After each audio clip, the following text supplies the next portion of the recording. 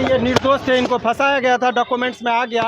Ultimately यहाँ के जो जुडिशियल मजिस्ट्रेट साहब हैं वो बहुत ही विद्वान है, सुनील सर जो है एसीजीएम साहब ने, उन्होंने बहुत ही बारीकी से सारे चीज़ों को देखा। इस एफआईआर को देखने से ही लगता है कि वो फंसाया गया है। अब बेल के लिए उन्होंने कहा कि चूंकि यहाँ से तो इनको भेजने का था, चूंकि केस यहाँ था नहीं, उस बिंदु पर हो गया गाजियाबाद। अभी हम लोग निकलेंगे गाजियाबाद से बेल मिलेगी। बहुत जल्दी मनी महराज ये तय हो गया कि झूठा मुकदमा में फंसाया गया था।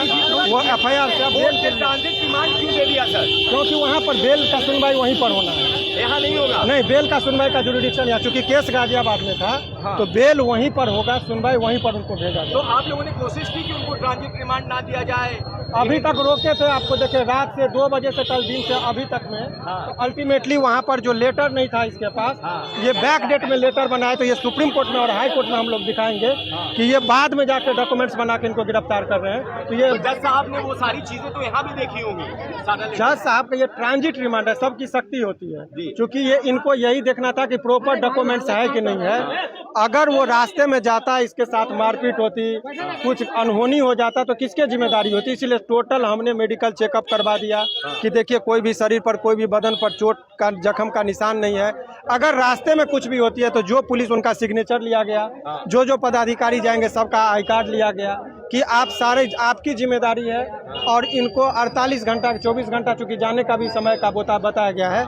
कल इनकी पेशी कोर्ट में गाजियाबाद में होगी और परसों हम लोग बेल के लिए आवेदन करेंगे। बहुत जल्दी मनी महराज आपके बीच आप जाएंगे गाजियाबाद? निश्चित तौर पर गाजियाबाद। अब ये बताइए कि जो धाराएं लगी हैं, कितना मुश्किल इनके लिए हो सकता है? धारा कौन कौन सी है ये आजकल एक फैशन हो गया है, लड़का लड़की लिविंग रिलेशन में दोस्ती करेंगे, 3 साल 4 साल साथ में रहेंगे, तो उस टाइम में कुछ नहीं होगा और जरा सा खटपट होगा तो रेप का इल्जाम लगाएंगे, लड़का जेल जाता है। रोशन रोही के मामले में आपने देखा था। तो अभी बहुत सारे लोगों पर इस तरह के आरोप लगते रहे हैं। तो ये धारा कौन कौन सा है? पॉस्को एक्ट है क्या? नहीं, चूंकि लड़की मेजर है।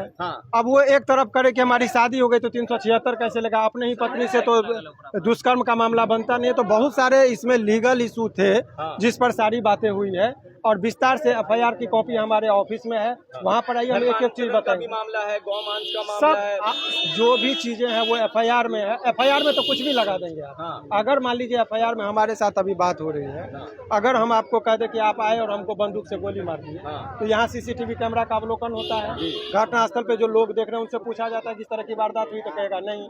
लेकिन एफआईआर में तो तत्काल यही बातें होती है कि भाई ये यहाँ पर गोली चला, बंदूक बम चला, लेकिन घटनास्थल पर अवलोकन होता है, अगल बगल के लोगों से पूछताछ होती है, तब दूध का दूध और पानी का पानी होता है। तो एफआईआर में तो जो मन होगा वो आरोप लगा देंगे। साजिश भी है ये, क्योंकि बिहार में एक बात तय है, क्योंकि वो लड़का मुस्लिम है, हिंदू और मुस्लिम का कलर, इलेक्शन का टाइम है, इसलिए कोई दबाव में आकर पुलिस इस तरह का काम करती है। एक आखिरी 2 सवाल कर लेते हैं सर, क्या लगता है कि बेल कितने दिन में कोर्ट इनको दे सकती है? क्योंकि जो धाराएं हैं उसमें तो बेल बड़ा जल्दी नहीं मिलता है, ये आम लोगों के बीच। आप लोग को अब ये चीज, इससे खतरनाक धारा था, पॉक्सो का लगा हुआ था, रोशन रोही के मामले में आप लोगों ने देखा था, बेल हुआ था।